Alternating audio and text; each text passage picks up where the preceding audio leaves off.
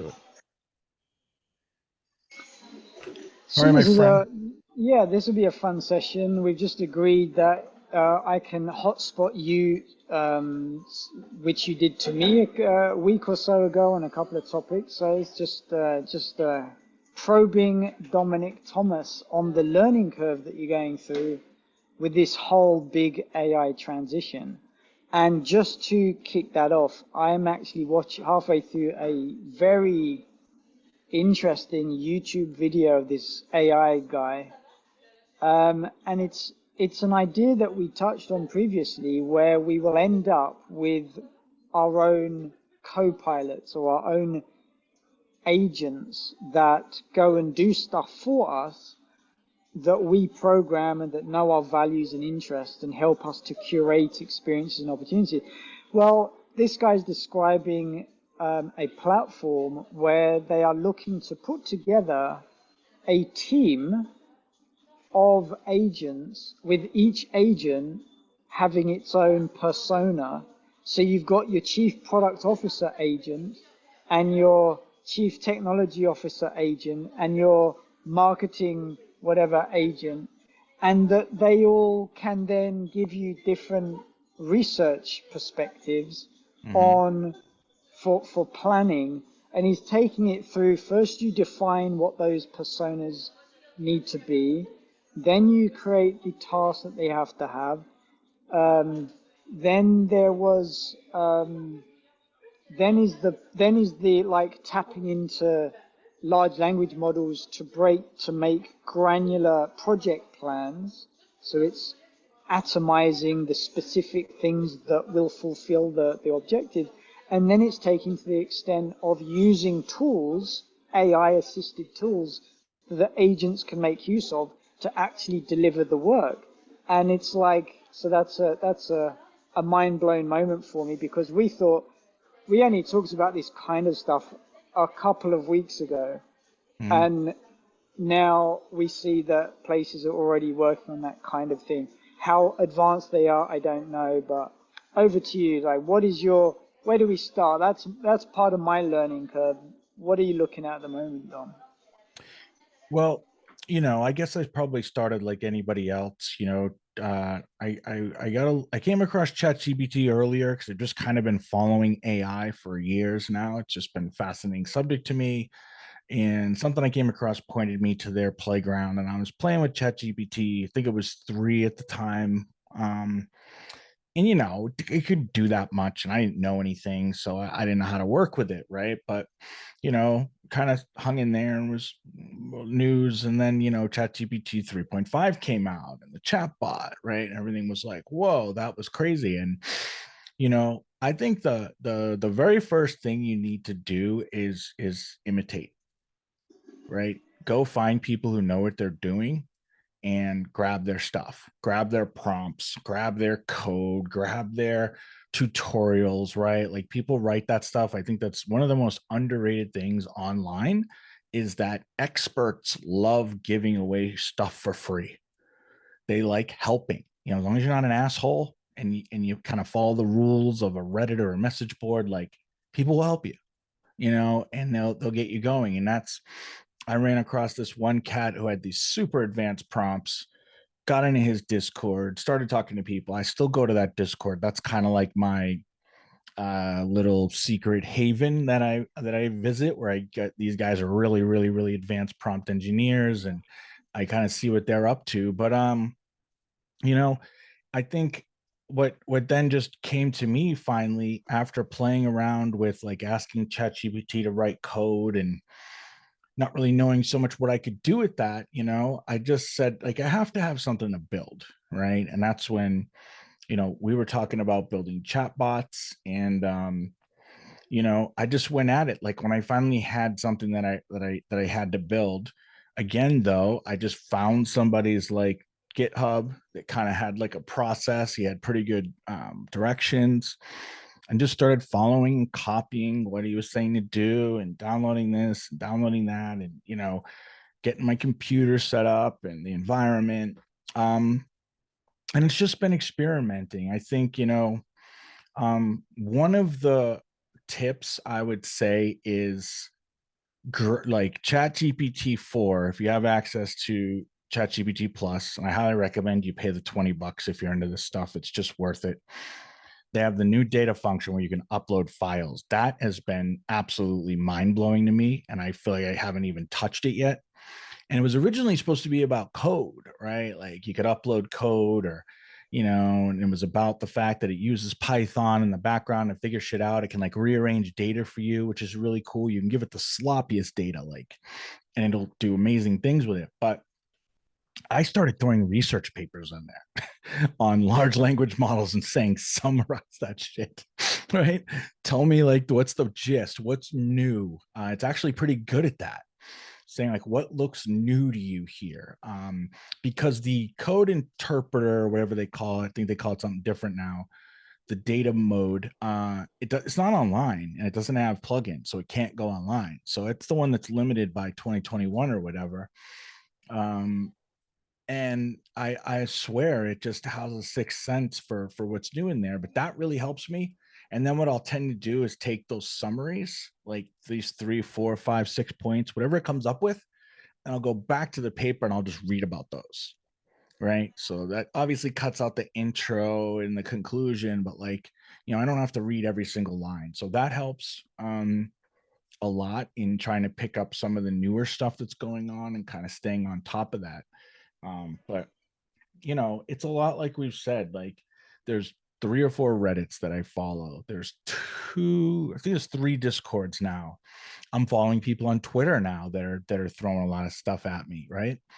I mean, I you can do it now, I guess. That really like dawned on me that I feel comfortable enough, and I'm just talking about hunting and pecking at coding over the last like 6 or 7 years off and on. And I mean, not a lot, but a little HTML, a little JavaScript, a little WordPress website, a little Wix, a little of this, a little of that, some Python, some Java. Like I've done little bits of stuff, enough to probably be dangerous and get myself in a lot of trouble, and not enough to probably build anything really spectacular. However, with ChatGPT's ability to help and all the information that's out there and all the tools, you can code.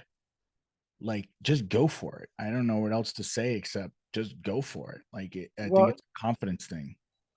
so I think we entered the AI picture from a different perspective, and we're obviously different backgrounds and different personalities and whatever. So it's interesting to relate to that kind of difference. I'm curious, in your approach, you were very big on prompts and prompt engineering.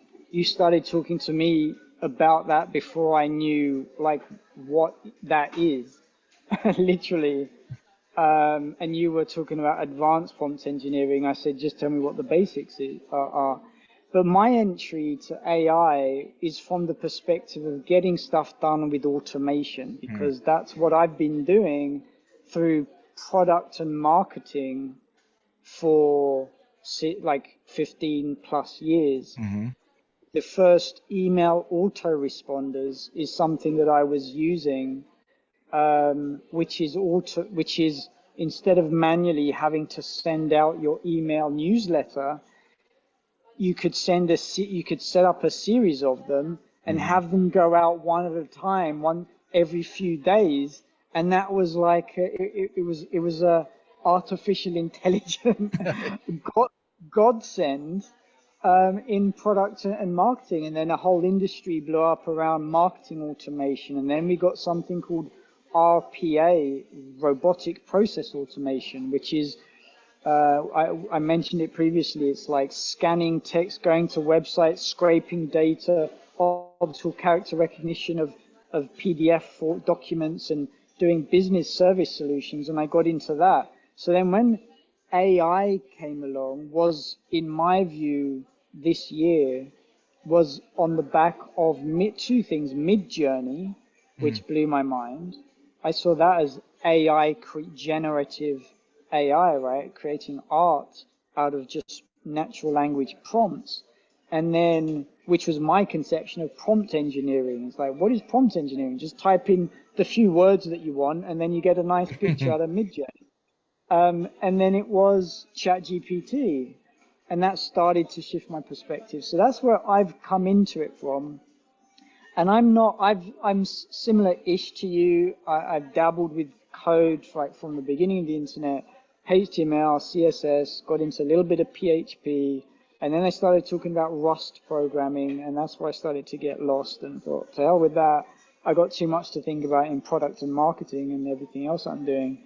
Um, so so again, I'm approaching it from no code to low code. I am having to do API endpoints and using a few hosting services like Glitch, and I won't remember names right now.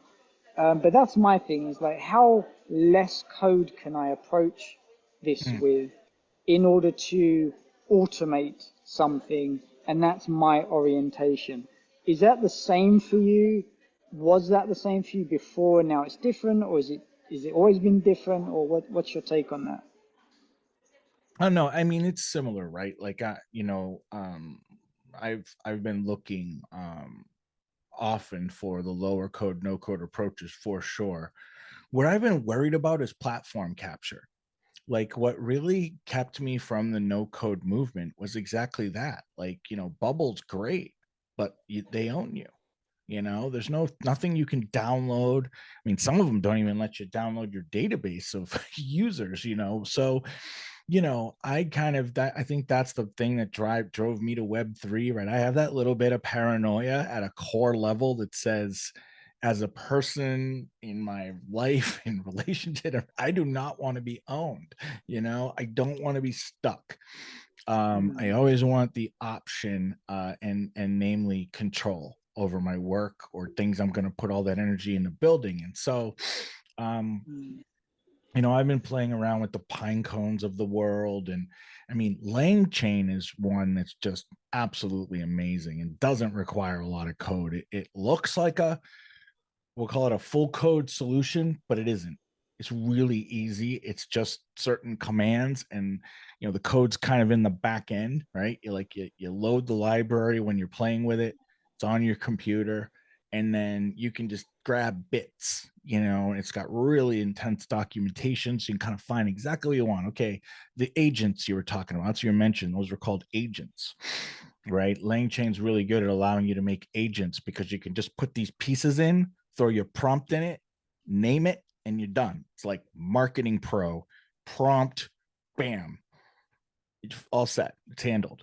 Um, so I've been moving towards actually trying to learn more code because I don't want to get captured by yeah. platform. But what I'm also learning is that, like, you don't need that much though, right? You Mm, need like just enough because so much is automated, like fundamentally now. It's not like, the no code and the low code were like an abstraction layer before, mostly, right? Like Bubble's an abstraction layer. There's still JavaScript and React and stuff happening. It's just happening on their servers. And they found a way to abstract it for you with, symbols and drag and drop and all that. Well, the way that AI stuff seems to be evolving is it's not so much like, anybody's, abstracting it. It's just more like it can naturally do so much more. I don't quite know how to explain it, but there's such an inherent amount of ability within the models themselves and what they can do mm, that you don't need that much code anymore, right? The code before, if you think about it, would be like, like I go to a large language model and let's say I put in a prompt about mental health counselor, and that I say I'm feeling depressed today, and it says, "Oh wow, okay, I'm sorry to hear that. Can you tell me a little bit more about when that started?" It was about 3 or 4 days ago. Oh, okay. Um, does this happen to you often? Right? It's gonna ask you a bunch of questions. Old school, you'd have to put those all in as like mm, scenarios in the code base. If then this, that, if that, you'd have to create this like tree. Well, that's what a language model is. It just does it. So you don't need all that. So I want to make a mental health bot. I literally just need a prompt. And then it's a matter of how many additional features do I want? Do I want to have memory? Okay. Now I'm going to add LangChain and Pinecone database. And people are like, they're they're building the tools accordingly, I guess, in a way. And it just, I don't know, there's so much functionality that I feel like if there's ever been a time where the bang for your buck with coding is super high, it's now, because you don't need to learn Python. You need to learn parts of Python, right? You don't have to Yeah, become a coder.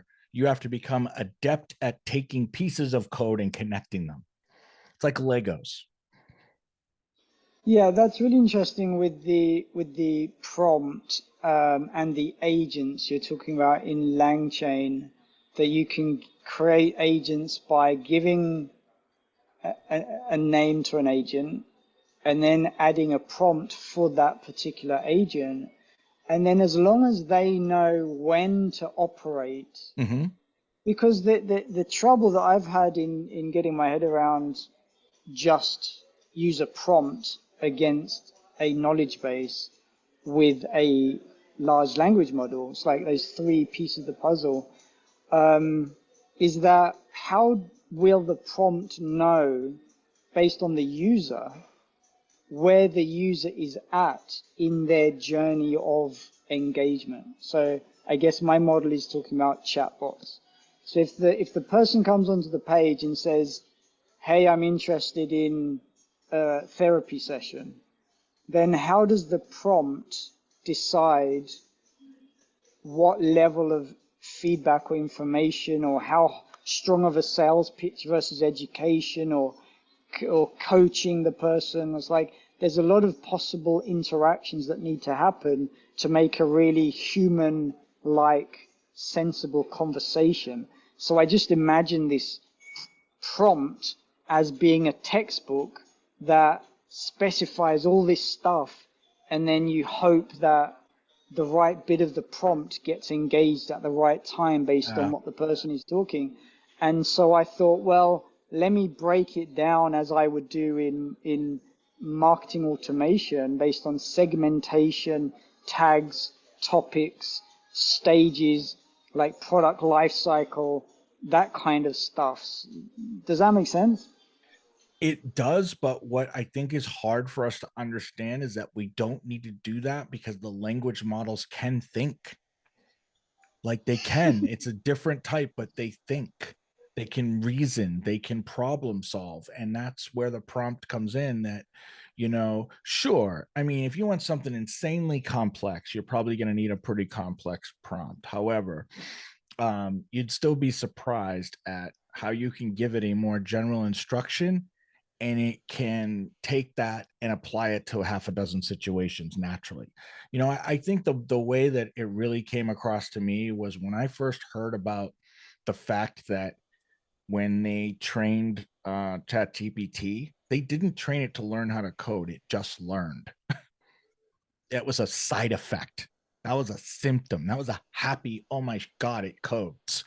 Like it just was from the language model itself and the neural nets and the deep learning and all the damn data that they threw at it. They found that there's a threshold, by the way.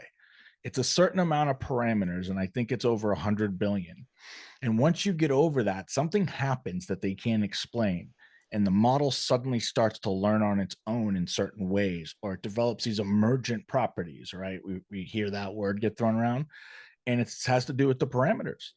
And they're not sure what the limit is yet, but I've heard that Google's Gemini is going to be 4 trillion parameters. And ChatGPT 4 has never said it, but everybody's guessing it's about a trillion. GPT 3.5 for reference was 100 and something billion, I think. But it was something about that 100 billion that all of a sudden the models just start picking up properties. And so I think if you can imagine that, let's say your prompt, again, using the mental health therapist, this thing has digested like hundreds of thousands of mental health therapist comments and tweets and sentences and articles and papers. So it knows. It's like when you prompt, it's not that you need to build a mental health therapist, it's that you need to build a certain type of mental health therapist. Because as soon as you say mental health therapist, it knows what that is at a Yeah. So let, generic let's level. You just have to tell so it let, how to do the advanced stuff. how you want the mental health therapist to manifest, so to speak, or that's all you need to tell it because it knows what that is. Yeah, so there's it's a few different directions there. One is that um, there's different types of mental health therapy, right? Mhm. So, and there's going to be a debate, obviously, between which type of therapy is best, either in terms of the results that it gets or for a particular type of person or issue. Um, and then obviously, garbage in, garbage out, you're going to have a lot of people claiming that theirs is the best, and even with spoofing or fake data. So I don't know. What's your take on that? The garbage in, garbage out thing of traditional software development, that we're going to be training these large language models with data, and it's all about data hygiene and data reliability, data accuracy, until these things can figure it out for themselves, and then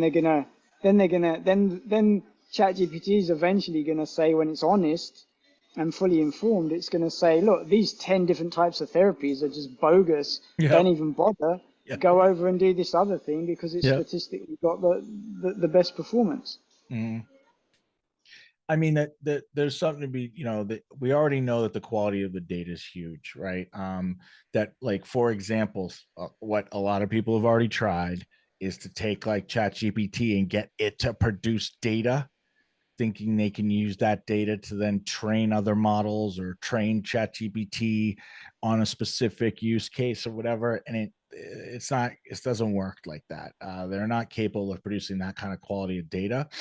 And it's usually just kind of like too generic or whatever. I think of it as like, you wouldn't be able to train yourself on what's already in your mind, right? How would that help you if I said, Gav, come up with a bunch of different stories and then go memorize them to get smarter at telling stories? Like it's like I already know all the freaking stories in my head. How's that going to help me, right? Um, but there's definitely a difference, and I use the analogy that and so do other people. It's not unique, but data is the oil of the information age, and much like oil, you've got crude oil and you've got refined, and refined gasoline all the way up to rocket fuel. The better quality of the data, absolutely, it's going to be garbage in, garbage out. If you're feeding something high quality research papers on a subject, you're going to get a much better output and far better informed versus feeding it like 4chan, 4chan data, right? Like, or even Reddit. Compare Reddit to like a 4chan, right? 4chan smack talk and trolling and just bullshit and incels and right. Whereas Reddit's probably like, a little bit better quality. People are trying to have conversations. It's moderated, right?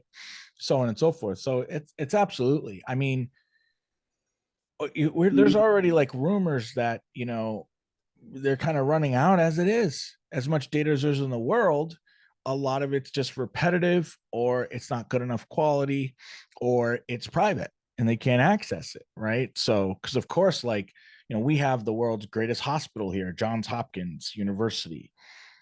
I'm sure people would love to have their database of healthcare information, right? But it's private. They're not going to just share it. So, I mean, when somebody finally decides to do some serious healthcare stuff with this, that data is going to be worth a fortune.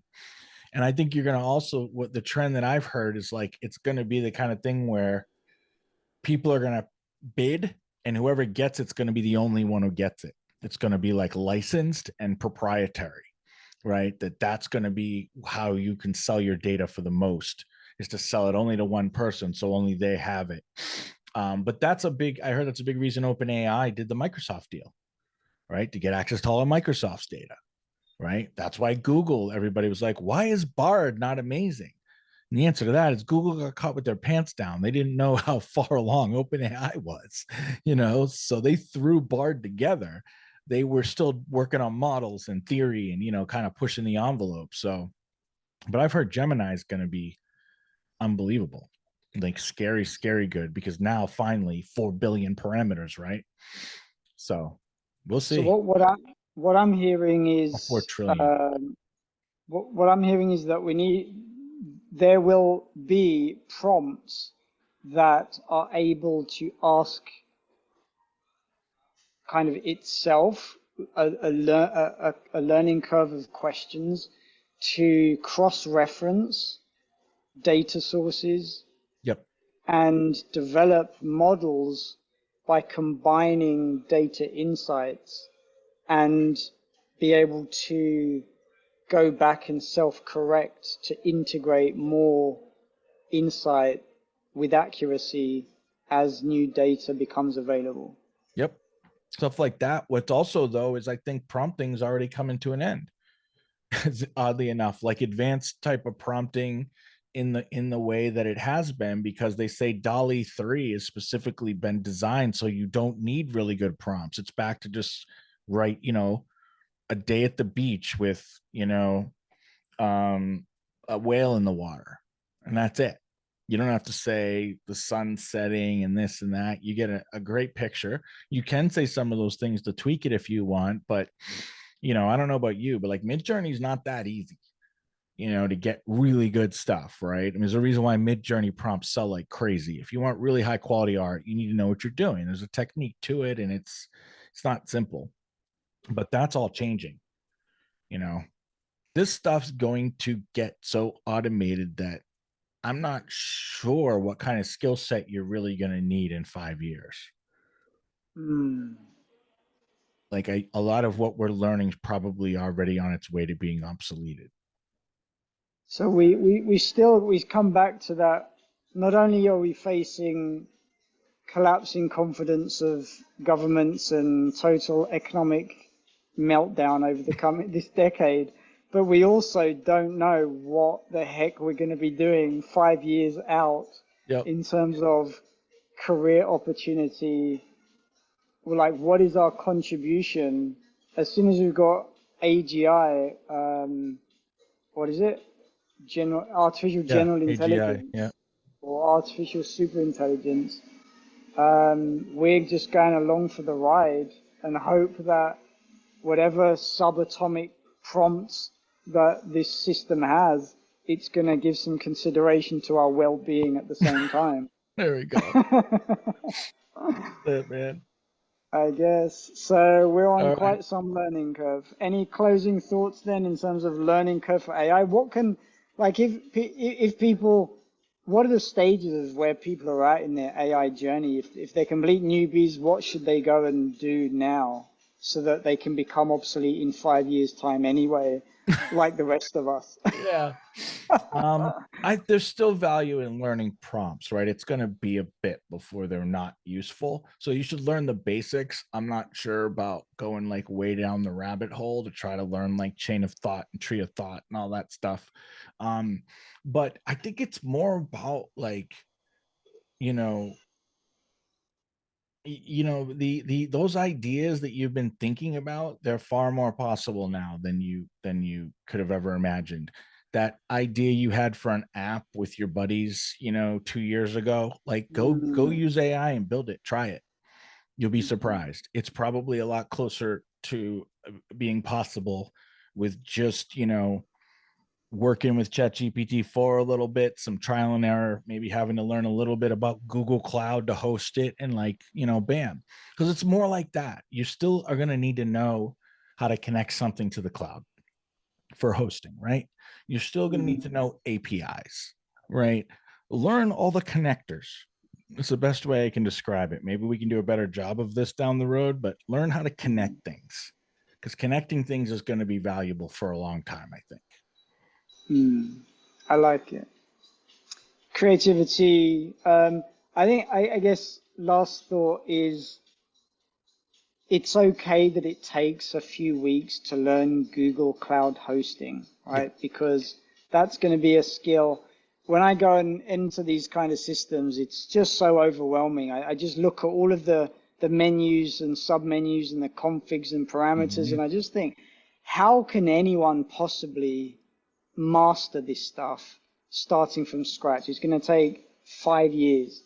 But I think the point is you only need to learn quite a thin slice to Yep. make it functional for whatever you want to do. And Yep. even if it takes a couple of weeks of evenings to get your head around that one skill of Google Cloud hosting, that's going to serve you as you put together other stuff that can actually happen very quickly. I guess a lot of people are going to be stuck in the mindset that they need all of these separate individuals because they don't realize yet how efficient these automated agents can help make things. So there are some things that you're going to have to learn, and I do it as well. I jump over to ChatGPT and it corrected a code error for me, and I was just like, that's amazing. I would have had to have gone and read 10 pages of documentation and learn the whatever the error was, and I just put into ChatGPT. It says, "What's wrong with this code?" and it Yep. pointed it out, and I did it straight away.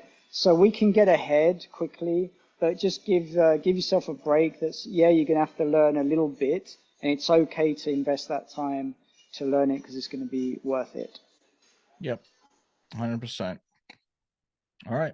We'll see you guys next time. Thanks, Dom. Thank you, sir.